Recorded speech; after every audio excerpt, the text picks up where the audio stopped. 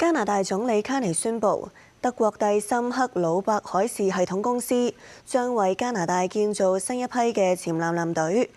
合約總值高達幾百億加元。加拿大環球郵報同 CBC 報導，由德國同挪威共同提出嘅方案，擊敗韓國韓華海洋，奪得加拿大潛艦合約，據報最快可以喺2036年交付首批4艘潛艦。外界預料呢項潛艦採購案將成為加拿大喺北約峰會嘅重點政績之一。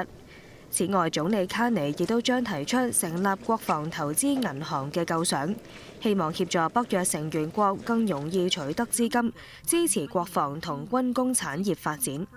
分析指出，選擇同德國造船企業合作，亦都具有深遠嘅地緣政治意義。隨住美國近年逐漸淡化對北約嘅投入，加拿大此舉被視為進一步向歐洲安全體系靠攏。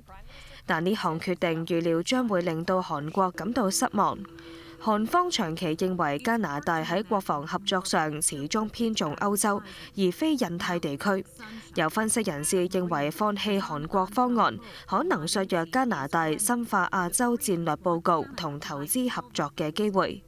卡尼大約1年前表示，潛艦競標已經縮減至德國同韓國兩個最終方案。皇家海軍計劃採購12艘新型潛艦，並表示兩種方案皆符合海軍嘅高階作戰需求，